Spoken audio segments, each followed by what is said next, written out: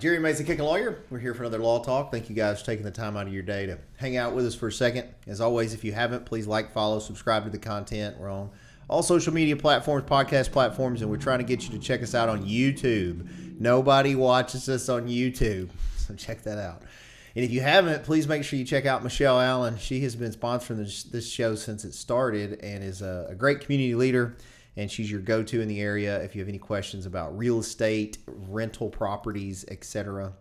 And then if you want to learn to kick and punch and have some confidence and discipline, you can visit masonsmartialarts.com. We have 2 locations, one in Millington and one in Covington, Tennessee. And then on the square here in Covington, we have Jam Books and Records that has books, records, signed memorabilia, and graded comic books. It's open Monday through Saturday, so come check us out there. Holistic Healthcare and Hormones is Dr. Laura Huffman and my wife Madeline's clinic. If you want to help optimize and maximize your health, that's what they're there for, holistichealthhormones.com. And then if you want help with social media marketing, branding, emails, whatever, website design, videos, visit masonitemarketing.com. And then one other thing that I did want to kind of promote that's going to start this coming weekend is the Rocky Horror Show is going to be at the Ruffin Theater the next 2 weekends. A lot of people have come before, and it's sort of become an area, a regular thing for the season, I think. Myself and my law partner, Brian Huffman, will be reprising roles in that performance. And then another lawyer friend of ours, Jeremy Armstrong's in it, and my wife is actually the director. It is an 18-plus show. So if you know what Rocky's about, you understand. If not, it may not be for you, and that's fine. But anyway, come check us out at Rocky Horror. So joining me today is a returning guest. He's been on the show before, Mr. Nick Sawall. How are you doing? Good. How are you? Good. And so you're running now is what it is, right? We're physically running this time. Okay. Yes. Yeah, good. So tell me about that. So I work with a group called Irreverent Warriors. Our mission is to bring veterans together using humor and camaraderie to improve mental health and prevent veteran suicide. Okay. That's a great cause. Yeah, it's real near and dear to my heart. Served in the Army 08 to 12, deployment in Afghanistan. I've lost more friends to suicide since I've been back from Afghanistan than we lost in Afghanistan. That's terrible, yeah. So I've been involved with Irreverent Warriors since 2016, roughly. It's a nonprofit. Yeah, we're a 501c3 nonprofit, international group, really. Mm-hmm. I've been running the Memphis chapter since 2016. It's a good time. When is the run? We're doing a Veterans Day 5K, so I have it on my shirt right here. It'll be the weekend before Veterans Day, so that's November 8th. Okay, November 8th. Is that a Saturday? It's a Saturday, yeah. Okay, and where is it at? We're doing it at Veterans Plaza, appropriately in Mumford. Nice. So local people can sign up and do the run. Absolutely. Okay. That is the whole reason I'm here. Okay, and a 5K is what, 3.2 miles? 3.2 miles. We're doing a fun thing this year. So our Knoxville chapter, for the past couple of years, they've done a 0K fundraiser, and that's exactly what it sounds like. So you run 0K. So right after the 5K takes off, we'll be lining everybody that signs up for the 0K up at the starting line. On your mark, get set, go. You run across the line, you get your medal, and that is your race experience. Come on, man. You got to at least let them do like a 1.0 K, I guess. 0.1. Okay, I've never heard of that. That's interesting. So we have options for everybody. It's pet friendly. Stroller friendly. Well, and to be clear though, for people that maybe haven't done these, you can walk it. Yeah, absolutely. I mean, anybody can walk. I think everybody should be able to walk a 5K, and it can be a lot of fun. You know, a lot of people dress up and go do them. I didn't know, but now that I know, I may come do it. I enjoy doing them. I run twice a week, but I've gotten way more into the weightlifting. And then with the Rocky play coming up, I've lost 20 pounds and strength and muscle included, trying to get ready for that show. Mm-hmm. But I only run a couple times a week, and I'll run 2-3 miles. It's not very fast, but I mean, anybody, that should be a minimal threshold, I think, is to be able to do a 5K, especially for a good cause. Yeah. So how do they register for it? You can register online. I have a race roster. I'll get you all the QR code. Okay. If you go on race roster and search Veterans Day 5K Mumford, should show up that way. Or if you need more information on our Warriors and what we're doing here in the Memphis region, iwmemphis.com.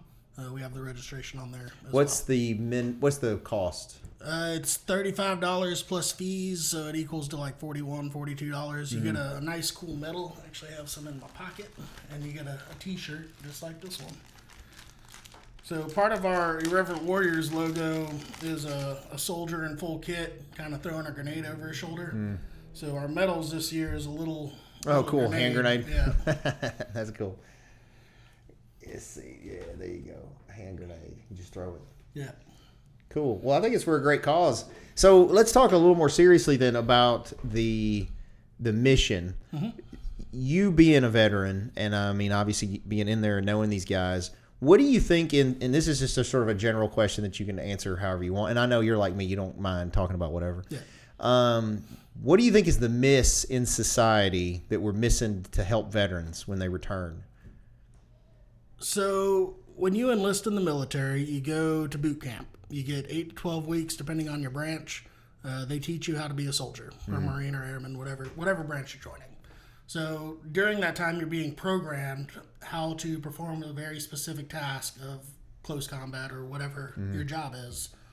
As you're getting out of the military, there's no reverse boot camp. Yeah. So I out-processed, and by that I got some signatures and turned in my gear.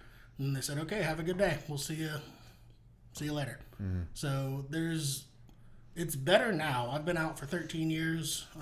They've improved processes a lot. But that's the gap that Irreverent Warriors is trying to fill.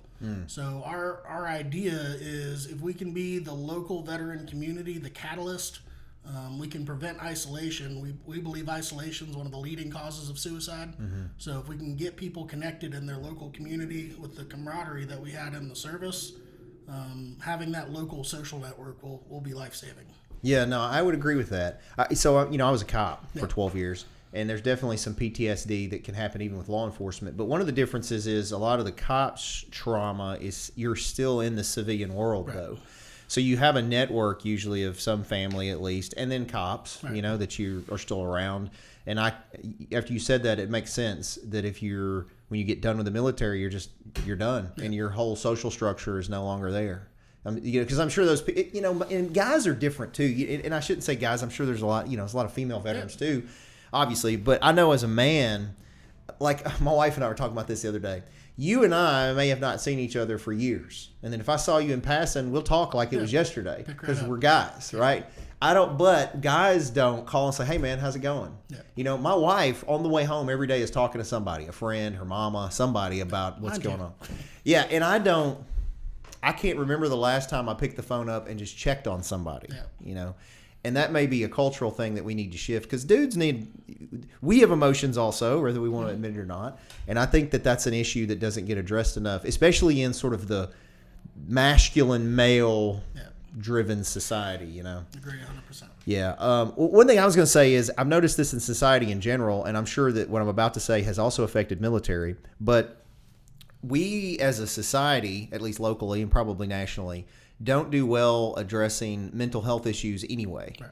As a defense lawyer, and even back when I was a cop, when you have somebody that's definitely in like a mental health crisis, they just end up going to jail. Yeah. They get evaluated, maybe go send them to some outpatient thing, and then they just get thrust back out. But we don't really have places to help and treat, I don't think, on the level that's needed, the society's mental health issues. Do you think that's part of it too? Oh, absolutely.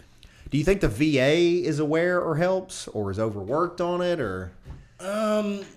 It depends on the locale. Mm-hmm. So I can definitely say that.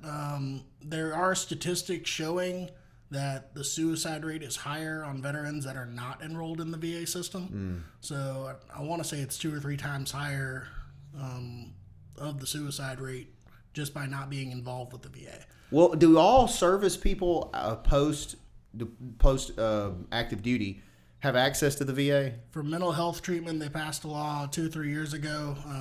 If you're a veteran of the United States Military Services, you can go to the VA for mental health treatment. That's great. That's great. So that's a recent thing. I'm not sure if I told you the last time we talked. So my son's in the Navy. Yeah. He's been in since 19 or 20. I can't remember. I think it was 20. I think he went in February 2020 to the boot camp in the Navy. And he's in San Diego. Mm-hmm. He's still there. And of course, he just got an apartment. He's been in like 6 years. Yeah. I guess 5 years, but he just got an apartment because he's been on a ship the whole time and couldn't really like put any roots down. But again, I think that kind of shows how even like Army bases or Air Force bases, you're still moving around so much. It's probably hard to really lay solid roots, as you're moving around. I don't know if we've talked about it before. Were you, you weren't a military kid, were you? No. So you just decided to go in on your own? Yeah. So 2000. I was in 8th grade on 9/11, so that definitely had Motivated a you. big motivation there. It was the big push in Iraq was 07, 08, so it was about that time period is when I enlisted. Do you, and this is sort of an open-ended question too, are you glad you did? Yeah. You glad for your service? Yeah, so I made lifelong friends. It's definitely put my life on the right trajectory. I can say that. Yeah. Yeah, I tell a lot of young folks when they're not, because, it's so stupid, I think, for us. I'm not speaking for you, but myself as an old person. I think it's silly for us to assume that an 18, 19, 20-year-old knows what they should do with the rest of their life. If you had asked me at 18, 19, 20 what I was going to be, I would have said I was going to be a karate teacher. That's all I wanted to do, right? Which I did, right? But if you had said that in my 30s I would become an attorney, I would have said you were an idiot, What did you want to be 18, 19, 20? Do you remember? So 15, 16, I wanted to be a pilot. So that was a long-term goal. Went to a local vocational high school down in Florida to get into aircraft mechanics. Gotcha. That didn't work out. Transferred back to my normal high school. Then I was really active in my church. So at the time I was doing sound and audio for the church. So I decided to go into live sound and audio productions. Got a degree from Full Sail University down in Winter Park, Florida. Private school, paid $60,000 ish for associate's degree. So great investment there. With the military, had student loan repayment program, so that was part of the reasons I enlisted. Was I got $55,000 in student loan repayment, so that wiped that almost clean. Served my country for 4 years. Got out, got into industrial maintenance. So while I was in the Army, I was playing mechanic most of the time. So I figured I'd get out and get a job doing that. Toyota down in Blue Springs gave me a job as an industrial maintenance tech. So multi-craft maintenance. I had electrical background and mechanical background. They taught me automation. So started doing that about 25, 26. Then it started using my GI Bill. So again, service benefits. Got my engineering degree. So now I'm an automations engineer. Nice. So whole. Well, that's whole interesting. different And I track. might even connect you with my youngest son. So my youngest son is in TCAT right now. He did college a year. He doesn't want to do military like his brother, and decided my father was in industrial maintenance his whole life. Me and Josh, our dad, was industrial maintenance. Anyway, his whole life. And so anyway, he's in TCAT to get a certificate to do industrial maintenance. He's trying to get jobs right now. He's looking at it. But he's looking at what other avenues it might be there. He likes that kind of hands-on stuff. So We're hiring at my job. They just posted mechanical and electrical jobs. Oh, cool. Yeah, well, I'll get you his information and see. I mean, he's 20, and he doesn't technically have any certifications yet. He's waiting on a couple of his certificates to come in. If he can work with his hands, and they have testing that they do for those roles, as long as he can pass the basic electrical and mechanical test. Yeah, I think he probably could. He's a pretty smart kid, and I'm not just saying that because he's mine.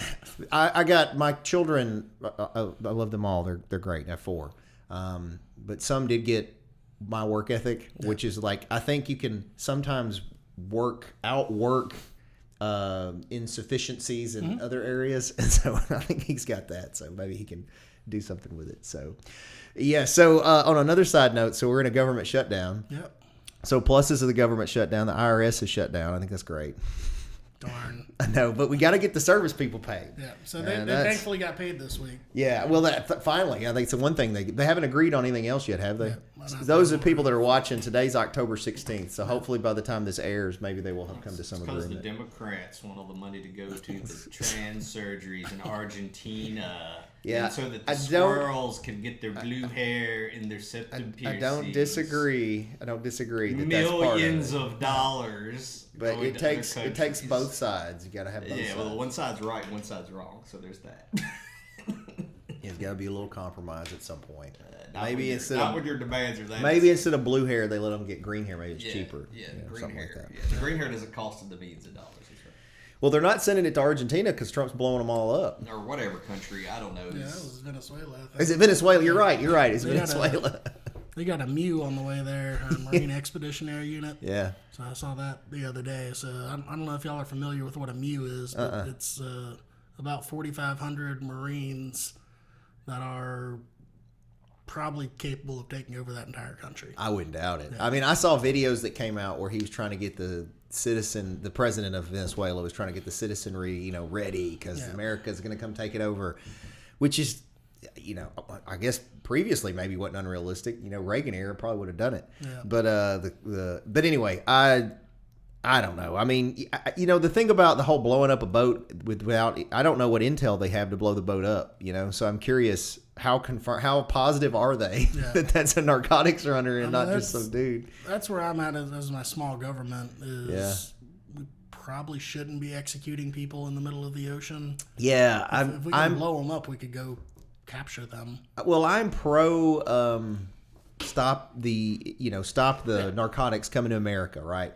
But literally in the middle of the ocean, I would at least like to maybe know what the intel is that lets you know for sure that is a drug runner and not just some dude, and somebody maybe headed to America illegally potentially, but not a drug dealer. What's even then, is that worth capital punishment immediately? Not that. Right. I'm saying that's what I'm saying is I want to know if they're. But I mean, if they're pounds of fentanyl for sure coming into the country illegally, and these are cartel members or something that are beheading people. I mean, that's a little different. I agree with you that maybe it's still not to the level of a war crime where I'm just going to decimate them. Right. But I'm also not naive to the point where, if everybody has basic human rights, I think, but that doesn't necessarily mean you have basic judicial due process rights under our Constitution. As our Constitution, in my opinion, was designed to protect American citizens. And so I do struggle when we're taking American dollars, taxpayer dollars, and sending them all kinds of places for things that don't support American interests necessarily. I mean, I'm definitely, and he's joking about it, but I don't support and it has, to me, it's not really. To me, it's not a political thing. In other words, I don't care if, let's say you were sent, I'm a Christian. Say you were sending $100 million to some country for Christian Bibles to all the kids. I don't support that either. Yeah, it's not the role of our government. Yeah, no, I agree. And I think you and I have discussed this before. I'm about smaller government too. So, and I'm also not about us being the world police. But there's a discussion we could have. We're not world police, maybe. And I don't think our founding fathers intended us to be world police. At the same time, they didn't have the ability for people in the Middle East to send, weapons of mass destruction on our soil to decimate us. Right. And so that does change the face of warfare, I think, a little bit. And I'm not saying I know the answer, but I'm saying that I'm open to discussion on that. Sometimes I do think you need to proactively. You don't want a World War II. Right. I mean, if we had acted sooner, there's an argument that there wouldn't have been as much death in World War II. But we waited because we were isolationists at the time. And then they made the mistake of attacking Hawaii. So I don't know what you think. I mean, yeah, that's a loaded question. I know. It is it's a very political question. Yeah. Are you still involved in any of that? Politics? I'm trying to take more of a backseat. So I've gone through some campaign manager type trainings. I think that's more appropriately where I'll help others to be that forward facing face. Yeah. Yeah, I ran for alderman. I think we discussed that before, and that was my only stick a toe in politics potentially. And I think I think I have two problems personally. One is I'll say whatever. Like, there's no filter. I don't have a boss, so I don't have to think about other than if people are going to hire me or go to my businesses. That's really the only negative. I just say whatever. Sometimes regretfully so. Number one, and number two. I don't bullcrap people well. Like I don't kiss butt well. And you always struck me as the type that would struggle with that too. Yeah. And I keep it real on the campaign trail. Yeah. So I think that those two factors make it hard to be in politics. Yeah. Because I kind of like Josh. Sometimes I think things are right, and although I'm open to compromise, I don't know that I'm not going to compromise my values. At least not right now. Now if I got into federal government and they're throwing all this money at me, I'd like to say that I wouldn't fold, but I guess we would see. Yeah. But anyway, I'm done with it too. I'm not interested in running anything else. The closest that I would do would be, maybe when I'm old, like a judgeship or something like that. But that'd be and I joked about being old earlier, but I don't think I'm old, so it'd be way down the line. Yeah. So otherwise, I think we need better representation. And my exposure that I got to how the government and politics and all that works, it's a very broken system. Oh yeah, no, I would agree with you on that 100%. I don't, we got, especially at the federal level. Yeah. It's so disconnected from the actual voter, which is also why I wish more people were focused more on local elections. The big coverage is always the federal stuff, but on a mass level, yeah, it affects you, trickle down. But there are, your local alderman, your local mayor, your local city councilman, your state rep. Those people have a lot of influence directly over how your life is. And a lot of people can't even name who their state rep is, or their senator or whatever. And that's sad, I think. Yeah. So yesterday, a buddy of mine went to lunch in Memphis. I work close to downtown. I went to Westie's, nice veteran-owned establishment, if you hadn't been there. So we saw on the news that there were some veterans protesting the task force presence that's down in Memphis right now. So we're like, oh, it's right around the corner. Let's go walk over and say hi. So we got there. First off, there wasn't a veteran there. So that was interesting. They had a nice tent, nice branch flags. There was one local guy, 37 male. He was just TDS. You're familiar with that abbreviation. So that was the root cause, I thought, for him. Eventually, some other veterans showed up, and we had good talks. We came to a lot of commonality, though. That's something I try to strive to in political talks, at least. Okay, what do we have in common? Like, we might disagree on execution, but let's talk root cause analysis. That's where I go with my day job. So they agree that the Shelby County School Board is highly dysfunctional. Shelby County government's highly dysfunctional. But they don't like that executive level federal is sending in a task force. But they agree the task force is needed. They just didn't like how it was presented. Yeah, I think my biggest struggle with the extremes on both sides is they often don't want to admit realities. They want to ignore certain statistical facts, or like even with Trump. Okay, and I know he's super polarizing. But why, in any capacity, is it a negative if he assists in stopping some war? Why is that a bad thing? It's not. And somehow, a lot of times, the extreme left, especially the media, will somehow try to twist that into some negative. I just don't see how that. It's like they said that task force has rescued like 50-something missing children or something. Yeah, well, like Charlie Kirk. I was shocked that I had people that are in my Facebook, a friend on my Facebook thing that I know locally, close. It's not like foreign people I didn't know, that posted just horrendous things the day he was killed. And regardless of if, like I was telling my wife this the other day, what is her name? OSC, OCS, the Cortez girl. AOC. And I just bring her up because she's sort of what I consider sort of an extreme left politician, right? I would never want to hear that she was speaking at a public place and then that would be terrible. Even though I don't agree with her views, I support her right to go and especially have peaceful discourse with people. That's how I think, like you said, where can we find the commonality if we're not discussing the issues? And so I just don't understand it. And then, there was all this, he was warmongering. No, have you even listened to the stuff he says? Like, at no point did he ever preach anything other than peace, and discussion. Let's discuss it. I was just dumbfounded that local people in any capacity, regardless of the political spectrum, would say that was a good thing at all, or make light of it. Right. His children have to see that, It's just dumbfounded me. I just really lost a lot of respect for people that I know, certain people I know, for posting certain things, making fun of it or making light of it or whatever. And then even trying to spin it, well, whether it was a school shooting or whatever at the time. Yeah, well, that's terrible too. They can both be terrible. One of the differences with the Charlie Kirk thing is we all opened up our phone and saw it happen. That's ingrained. And a lot of people, I don't know what you did or didn't see overseas, but I know what I saw domestically as a cop. A lot of people don't deal with that stuff, And in some ways, maybe it was a small taste of the shock that veterans or law enforcement deal with on a regular basis, and then other people don't understand why they act the way they do and why they're struggling the way they are. As soon as I saw the video, I knew he was done. Oh, yeah, no, me too. I tell you what, I was in my office and Josh brought it up. I opened it up, and when I saw it, at first I thought it might be AI or something. Because that's something you don't normally see. Yeah, you don't expect to open your phone and see somebody shot. But when I realized that was real, I instantly knew what the outcome was going to be. Unfortunately. No recovering.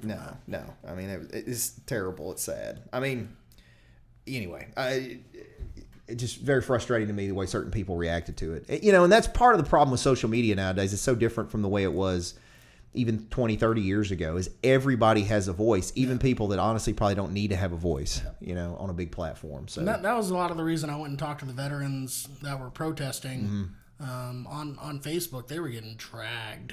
So people were attacking their service, their discharge status. And the guy that I was talking to, he was 6-year Navy, I think. He was a corpsman, just got out last year and using his GI Bill, going to school, honorable discharge. He's, in his mind, he's doing what he feels best to continue serving his country. I absolutely support the right to protest. I'm not going to talk smack on somebody exercising their First Amendment right. But we need to get better as a whole of having those talks and being able to disagree politely. Yeah, and that's the thing. Like, again, circling back to Charlie Kirk, one thing he did well is he literally went to where people would potentially disagree with him and tried to have peaceful discourse with them. And he often, if you actually listened to what he would say a lot of times, would try to start from something they agreed with, like you were talking about. Where is the points? You start with where we agree, and then start seeing where we disconnect. Yeah. And typically, and there's exceptions, I think the average American citizen, right, left, man, woman, black, white, on core stuff are the same place. Yeah. I think the vast majority of us are the same place. And then there are a few things that may help us, sort of deviate on what people's views are. But at the core of it, we're all American citizens. We're all human. We all love. We all, get frustrated. We are all just trying to make it through it. It's all the same. We're all passionate about the things we care about. Yeah. And so I think if we can start from that point and then, like you said, discuss it. Yeah. I've been trying to get a transgender person on here for a long time. And I think the very few that I've talked with or run into just felt it was going to be some attack session. Yeah. I just really want to understand the perspective and then kind of maybe get them to see my perspective on things. So anybody of differing views, I would love to talk with. Yeah. And not necessarily in an attack session. I'm not trying to prove my point. I'm trying to understand their position and how you think that way. Because I think most people, again, my wife and I were just talking about this. I think most people in their head are the hero of their own story. Most of us think about ourselves first person and the most important and main character. Yeah, exactly. Main character, exactly. So, all right. Well, look, because I told you I got to get makeup on for this play. So, why don't you circle back and tell everybody again where the race is, what time it's at, how to register for it, all the specifics. Yeah.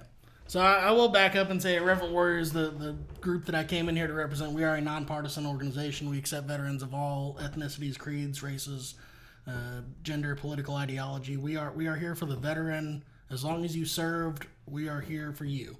So we leave politics out of it. We're just here to have a good time. But our Veterans Day race is taking place November 8th. We're meeting up at 8 o'clock in the morning at Veterans Plaza right there in Mumford. Race will start right at 9 o'clock for the 5K. The 0K will start about 9:20 once everybody clears out. Course will be open for an hour. Mumford PD is supporting significantly, making sure everybody's safe. It'll be a great time. So you can register on iwmemphis.com. We'll get you our information to the local site. You can click on register for Veterans Day 5K there. With your $40-ish sign up, you get a nice race medal right here. You get a nice event T-shirt right here, and you'll come out and you'll raise some money for veteran suicide prevention. That's great, and that was a good explanation of it too. And I didn't mean for it to get all political on it. It's just last time we were kind of political. Oh, absolutely. And it's all good. And we're nonpartisan too, right, Josh? That's right. Sure. If you want to see how nonpartisan we are, just check out our stuff on other platforms. There's lots of interesting things on there, from clowns to Jerry the King Lawler. Just lots of stuff. And then Michelle Allen, who's I'm also sure is nonpartisan, is glad to help you with buying, selling, renting real estate. The only color she cares about is green. She wants to get that green and help you get it. And then Mason's High Octane Martial Arts will kick you in the face, again, regardless of your political affiliation. Just visit masonsmartialarts.com, location in Covington and a location in Millington. And then Jam Books and Records, my bad. You can come get books on all kinds of political stuff at Jam Books and Records, located on the square in Covington. And then the clinic that I talk about, the Holistic Healthcare and Hormones, is about optimizing your health. So they're not there to like treat your cold. They're there to do these tests where they analyze your whole system and determine what you need to be the most optimum version of yourself, whether it be hormone therapy or sleep or whatever. And then if you need help with social media marketing, branding, etc., especially if you're a Democrat, Josh will help you at masonitemarketing.com. We'll take liberal money too. We don't care. And thank you guys for watching. Like I said, come check us out at Rocky Horror this weekend. It opens this weekend, and then next weekend at the Covington Ruffin Theater. We'll see you guys next time, so keep kicking.